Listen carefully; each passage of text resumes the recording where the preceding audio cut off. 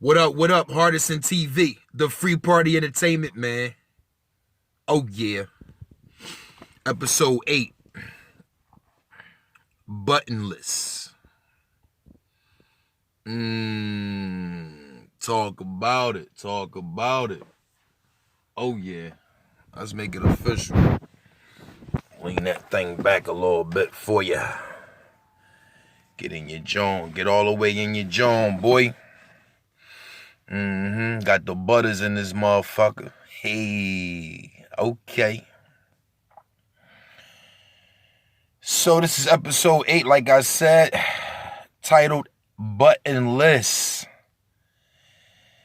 And that title is a derivative inspired by the one and only Joe Budden podcast on Spotify. If you haven't checked it out, check it out. Episode 202 called Next, where there was no Joe Budden. No Joe Budden. I think it was about a 90 minute, no more than 2 hour episode. I see they got it on YouTube, so I'm definitely going to check that out when I get a chance, because I want to see the reactions, the mannerisms of what was said in that episode. What was said in that episode, was a lot of things that was said in that episode, as far as, Rory's point of view, Park's point of view, Maul, point of views, and we're gonna talk about it. It was kind of like that was like the realest conversation that was ever recorded, like between friends. That was truly like no structure, no like, niggas looking on their phone. They got like topics drawn down. Like that wasn't really, what I'm saying, what that was. Like that was just strictly what it was. That was like a conversation that was recorded between friends. And shit. The real came out. First, let's jump into the look of things. I guess they had Maul sitting in where Joe Budden usually sit at. First, I want to say, Joe, I would hope that you are coming back next episode. Definitely a void was there. The energy starting off, it wasn't there. It was interested in what was talked about, and how it has somewhat of its own structure in regards to the flow of the conversation, and how you guys went from one topic into another and probably back to the same topic, and everybody just chiming in. Really got to hear Parks a little bit more than usual. You know what I mean? Instead of just hearing Parks laugh and giving this one, two words and like, oh shit. You know what I mean? That was pretty interesting. I think that was the most interesting thing about it, besides the cringeworthy and horrendous piece of shit that came out of Maul's mouth. And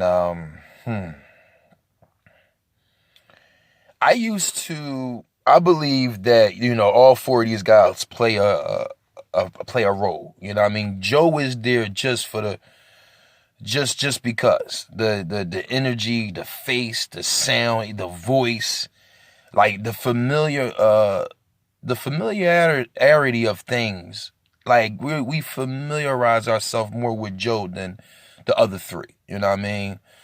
Park's intellectual mind and I guess introspective way on how he is, and that is what it is. The engineering, like the behind the scenes, more private. That's his shit. That's why you only get 1 or 2 words in a laugh. But Rory inside and being that social, like the Palooza this and Palooza that. Any Palooza, Kansas, any Palooza, Iowa, like whatever it is. Rory is that Irish guy, man, that be hanging out, and he, he's that urban white guy I fuck with. But when it comes to like the relative like perspective, more so, consensus, more so like.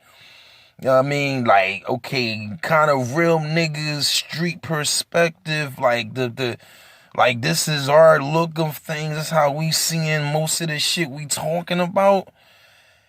We went to mall for that. You know what I mean? And we really went to mall for that. Really, I know for myself, I was like, yeah, I could see why they would keep mall and added them to the situation. I was like, okay. Especially when they was in the little room, had a little soundproof room, and Maul used to roll up, whatever, he was doing his thing, like, I mean, you know what I'm saying? I guess he was in the smoking bag, like, it was like, I see why this guy is here, I see why this will work for sure, because he gonna say what most niggas is gonna say that you run to in the streets, like, his shit is pretty accurate. Man, I used to look for that guy for that after what he said out his mouth on this episode 202 next. I mean, so, of course, they're talking about Jay-Z. You know what I mean? Being a cool 49-year-old. Is he the coolest 49-year-old? And, you know, who's cooler than Jay? Who did it like Jay? You know, all of them think he's the greatest. He's the greatest. Yeah. Jay more than likely body of work, career-wise, business and all that tied in. Overall, yes, he's nobody that did it. Like, as a rapper, you know what I mean? He was a CEO and all that. He is a CEO now, but as a rapper, as somebody that we familiarize ourselves with just the talent, the bars, microphone check, like, yeah. Business moves, actual skill, body of work, catalog, man, you name it. You know what I mean? Personal life, like, it's probably motherfuckers want to be like Jay, but. And in all reality, you never know. A nigga saying what I'm about to, relay that he said, he might want to be like Jay. Like, he might want to, like, he probably tries to be like Jay and not going to say it, but he probably, I mean, when you say something like this, and I'm going to get to what Maul said, because this ain't just a podcast, it's a way of life. And each and every viewer or listener, however you get the Joe Budden podcast, and, you got over 200 episodes, like, that's a way of life. We fuck with that joint because of how serious it be, like, on how regular it is, but it's still like, yeah, y'all did that. That's a great idea. Putting that together, you got the engineer, you got the sound, like, this shit is official. But when, you look to certain people for certain things, sometimes they disappoint. I'm gonna say that's at least what Jamal did, is he disappointed me with this cringe-worthy piece of shit that came out of his mouth. I mean, I still can't believe this nigga said this. Okay? So we talking about Jigga Man, Jay-Z, whatever you want to call him, Hova. I don't care what the fuck you call boy. But please don't say Jay-Z arguably might be the greatest human to ever live. Because he came from the projects of Brooklyn, his story might seem so unbelievable to where he's at now. Because of where he came from. Nigga, I know you came up as a Christian and you said it.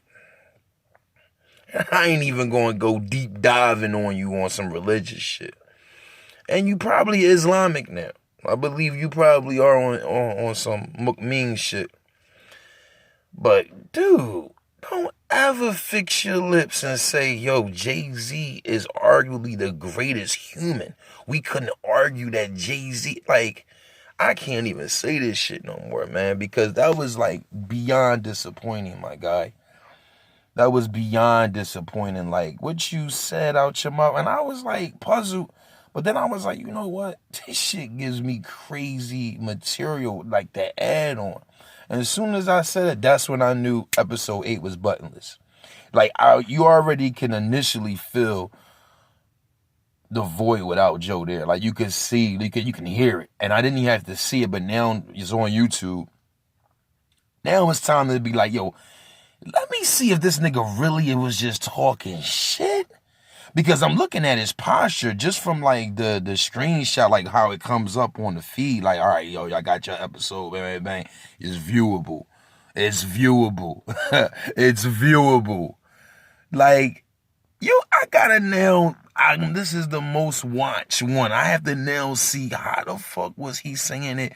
How did he relay it? Like, how serious was you?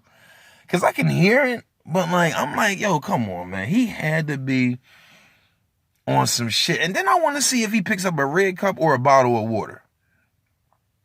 Because if he got a red cup, it's safe to say that nigga probably was on one, cuz. Like, he had to be on one. Like, he had to be in his bag, cuz. Like, there's no way in the fucking world you fix your mouth to say Jay-Z arguably might be the greatest human being.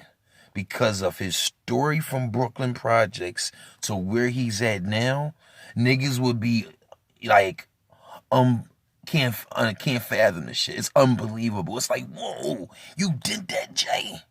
Like, really, guy? Like, come on, my guy. And I brought up this little religion part because I know you know about Jesus Christ, the greatest man to ever live.